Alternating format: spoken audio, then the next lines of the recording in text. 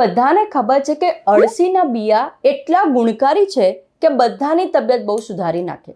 વેલ, આ સ્ટેટમેન્ટ આપણે general statement કહીએ તો ઓકે છે, પણ શું થાઇરોઇડના દર્દીઓએ અળસીના બિયા એટલે કે ફ્લેક્સીડ ખાવું જોઈએ કે ન ખાવું જોઈએ? આ સવાલ મને ઘણા બધા લોકોએ કોમેન્ટ્સમાં પૂછેલો અને ઘણા બધા લોકોએ પૂછેલું કે ડૉક્ટર આ ટોપિકને થોડું હાઇલાઇટ કરો. કેમ કે ફ્લેક્સીડ એટલે કે અળસીના બિયા થાઇરોઇડની સાથે એક કોન્ટ્રોવર્સીમાં આવે છે. તો વેલ, શું થાઇરોઇડના લોકોએ અળસીના બિયા ખાવા જોઈએ કે ન ખાવા જોઈએ? ચલો એના વિશે જાણીએ આજે. નમસ્તે દર્શકો, સ્વાગત છે તમારું મારી આ યુટ્યુબ ચેનલ ઉપર. હું છું તમારી હોસ્ટ ડૉક્ટર તાનવી મયુર પટેલ, મુંબઈથી. ફ્લેક્સીડ, જેને અળસીના બિયા કહીએ, આવડા નાના નાના બ્રાઉન કલરના આવે છે અને આ બિયા એક બહુ જ ગુણકારી છે, આપણને બધાને ખબર છે. સૌથી પહેલાં આ જે બિયાની ઉપરનું જે સીડની ઉપરનું જે કોટિંગ છે એમાં ઘણું ખરી માત્રામાં ફાઇબર છે અને જેટલું ફાઇબર આપણા બોડીમાં હોય એટલું આપણું વજન કંટ્રોલમાં રહે, આપણને એટલું મોશન આવે પ્રોપરલી, કોન્સ્ટિપેશન એટલે કબજિયાતના પ્રોબ્લેમો નહીં થાય, કોલેસ્ટ્રોલ પણ કંટ્રોલમાં રાખે. એટલે ફ્લેક્સીડ તો ઓફકોર્સ ગુણકારી છે. બીજું એમાં ફાયદો એ પણ છે કે આ વેજીટેરિયન સોર્સ છે ઓમેગા માટે. આપણને બધાને ખબર, જ્યારે ઓમેગા જોઈએ આપણે બોડીમાં, જે આપણા હાર્ટ માટે બહુ સારું છે, આપણે ઓમેગા 3ની વાત કરીએ તો આપણને બધાને ખબર છે કે એના માટે નોનવેજ માછલીઓ ખાવી પડે.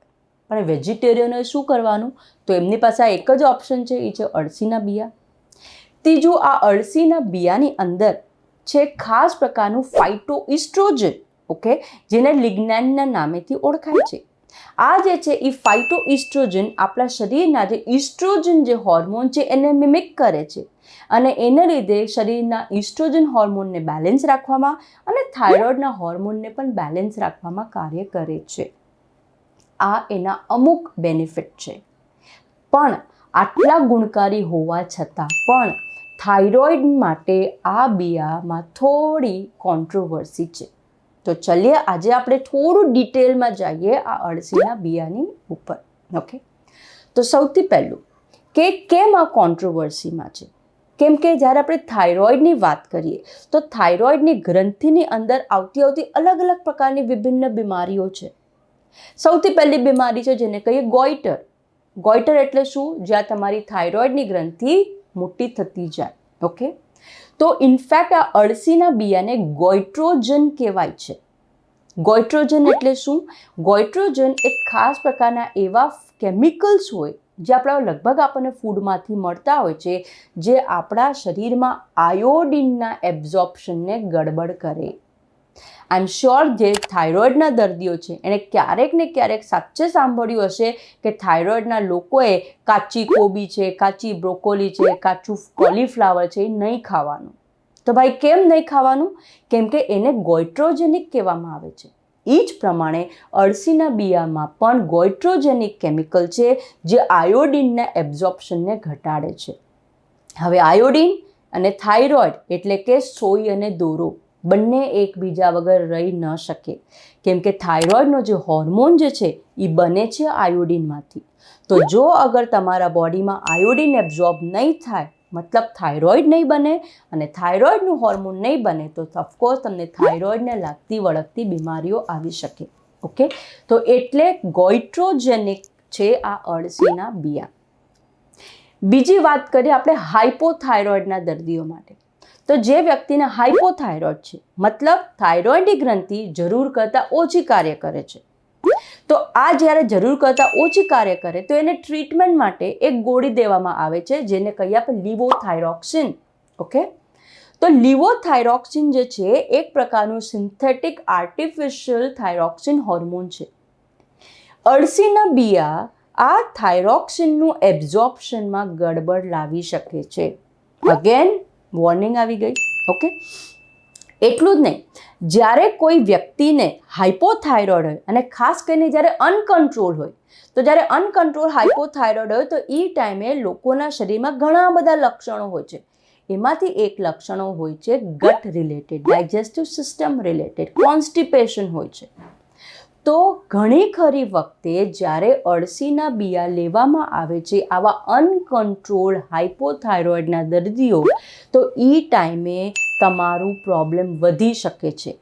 કેમ કે આવા ટાઈમે બોડીની મેટાબોલિઝમ સ્લો છે, એટલે તમારું ડાયજેસ્ટિવ સિસ્ટમ પણ સ્લો ચાલે છે અને બહુ જલ્દીથી ગેસ્ટ્રિક એમ્પટિંગ નહીં થાય. અને એને લીધે ઘણા ખરા આવા વ્યક્તિઓના જે પેટ રિલેટેડ જે લક્ષણો છે, જેમ કે ગેસ ભરાઈ જવો, બ્લોટિંગ થવું, વારે વારે ગેસ પાસ થતો હોય, આવા સિમ્ટમ પણ વધી શકે છે. એટલે હાઇપોથાઇરોઇડના વ્યક્તિઓએ પણ અગેન ચેતવણી રાખવાની જરૂર છે. ત્રીજું સેટ ઓફ પેશન્ટ લઈએ, જે છે આયોડિનની ડેફિશિયન્સી. અગર તમે એવા વ્યક્તિ છો જેના શરીરમાં આયોડિનની બહુ જ ઉણપ છે, સિવિયર આયોડિન ડેફિશિયન્સી છે, અને જો એવી સિચ્યુએશન તમારી હોય તો એ ટાઈમે જો તમે અળસીના બિયા લેશો તો સ્વાભાવિક છે તમારું આયોડિન એબ્ઝોર્પ્શન ઓર ઘટી શકે. તો આવી સિચ્યુએશનમાં પણ તમારે ખાસ ધ્યાન દેવાની જરૂર છે અને બીજા બધા અમુક સપોર્ટિંગ મિનરલ્સ તમારે લેવા પડી શકે છે. ઓકે, બીજું એક કેટેગરી આપણે લઈએ, એ છે હાશીમોટોઝ ડિઝીઝ. ઓકે, હાશીમોટોઝ ડિઝીઝ જે છે એ એક ટાઈપનું ઓટો ઇમ્યુનની બીમારી છે, જેમાં વ્યક્તિની ઇમ્યુન સિસ્ટમ થાઇરોઇડની ઉપર એટેક કરે છે. ઓકે, અને ઘણી ખરી વખતે જ્યારે હાશીમોટોનો પ્રોબ્લેમ હોય છે તો આવા વ્યક્તિઓના બોડીમાં ઘણા બધા ઇશ્યુઝ હોય છે, અને આવા વ્યક્તિઓને ક્યારેક બોડીની અંદર ઇસ્ટ્રોજનનું એક્સેસ હોય છે, અને આ વધેલું ઇસ્ટ્રોજન એક્સેસ, ઇસ્ટ્રોજન ડોમિનન્સ જે હોય છે, ક્યારેક તકલીફ લાવે છે. અને કેમ કે આ અળસીના બિયા એક ફાઇટો ઇસ્ટ્રોજેનિક કમ્પાઉન્ડ છે, અગેન એ પ્રોબ્લેમ વધારી શકે છે. ખાસ કરીને અગર ઓટોઇમ્યુનનો પ્રોબ્લેમ હોય અને એની સાથે તમને જો પેટની રિલેટેડ ઇરિટેબલ બોવેલ સિન્ડ્રોમ, જેને IBS કહે, કાં તો બ્લોટિંગ કહે, કાં તો એવી જો અગર સમસ્યા છે, ગટ ડિસબાયોસિસ છે, તો એવી સિચ્યુએશનમાં ફ્લેક્સીડ લેવું ક્યારેક ફાયદો કરતાં તમને વધારે નુકસાન કરી શકે, કેમ કે તમારા લક્ષણ જે ગટ રિલેટેડ જે લક્ષણ છે એ પ્રોફાઉન્ડ વધી પણ જઈ શકે. ઓકે, એટલું જ નહીં, વધારે માત્રામાં અગર જો અળસી લેવામાં આવે તો એની અંદર એક સાયનોજેનિક કમ્પાઉન્ડ છે, જે અગેન એક ટોક્સિક છે. એનો મતલબ અળસીના બિયામાં એવા ઘણા બધા નેગેટિવિટી છે જે એના હેલ્થ બેનિફિટને કમ્પ્રેસ કરી શકે, ખાસ કરીને આપણે જ્યારે થાઇરોઇડની વાત કરીએ છીએ ત્યારે. તો શું એનો મતલબ કે કોઈ પણ થાઇરોઇડના મરીઝોએ અળસી નહીં લેવાની? જવાબ છે ના, એવું નથી કે તમારે નથી જ લેવાનું, પણ યસ, જો તમને આવા કોઈ પ્રોબ્લેમ હોય તો મોડરેશનમાં લેવું બહુ જ જરૂરી છે. હવે મોડરેશન એટલે શું? ઓકે, તો ઇન જનરલ તો તમે અગર જો થાઇરોઇડના વ્યક્તિ હો તો દિવસમાં 1 થી 2 ચમચી અળસી, કાં તો શેકેલી અળસી, કાં તો પછી એનો પાવડર કરેલું ગ્રાઉન્ડેડ ફ્લેક્સીડ જે કહીએ, ઓકે, એ તમે લઈ શકો છો. ગ્રાઉન્ડેડ ફ્લેક્સીડ મિલ તમે લઈ શકો છો. પણ હા, જો તમે આ લેવાના હો તો એ ટાઈમે તમારે હાઇડ્રેશન પર બહુ ધ્યાન દેવાનું છે, કેમ કે આ અળસી જે છે, જેવું તમે પેટમાં જાય એ ફૂલી જાય છે. ઓકે, અને એને લીધે ગટ રિલેટેડ પ્રોબ્લેમ્સ વધી શકે, ગટ ડિસબાયોસિસ પણ વધી શકે છે. એટલા માટે જ એને સફિશિયન્ટ હાઇડ્રેશન રાખવું બહુ જરૂરી છે. એટલે 1 ચમચી સાથે 1 ગ્લાસ પાણી, આવું એક જનરલ સ્ટેટમેન્ટ તમે માઇન્ડમાં વિચારીને રાખજો કે 1 ચમચી લેવાની, મારે 1 ગ્લાસ પાણી પીવું જ છે.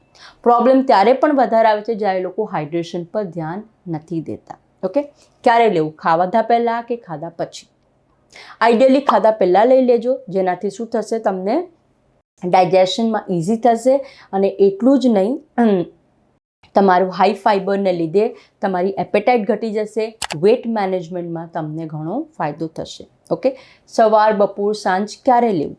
પ્રેફરેબલી ડે ટાઈમમાં લેજો, રાતના એવોઇડ કરજો, બિકોઝ રાતના અગર પેટમાં ભારી લાગશે તો રાતની ઊંઘ પણ ખરાબ થઈ શકે અને આખી વખત રાતના ઊંઘમાં ગેસ પણ પાસ થઈ શકે. ઓકે, તો before meal day time is advisable. Okay, next, આજકાલ અળસીનું તેલ મળે છે, ફ્લેક્સીડ ઓઇલ જેને કહીએ. તો શું લેવું ડૉક્ટર? ઓઇલ લેવું કે પછી ફ્લેક્સીડ આખો પાવડર લેવો? તો વેલ, જો ફ્લેક્સીડ ઓઇલ જે છે એની અંદર જે ફ્લેક્સીડમાં જે ઓમેગા જે આલ્ફા લિનોલેનિક એસિડ જે છે એની માત્રા વધારે હોય છે. જો અગર આપણે 7 ગ્રામ ફ્લેક્સીડ પાવડરની વાત કરીએ તો એની અંદર જો ALAનું કમ્પાઉન્ડ જે છે એ અરાઉન્ડ 1.3 to 1.6ની વચ્ચે છે. ઓકે, પણ જ્યારે આપણે 7 ગ્રામ આપણે જ્યારે ઓઇલની વાત કરીએ તો એની અંદર આ જે ALAનું જે કમ્પાઉન્ડ છે એ મોર દેન ડબલ છે.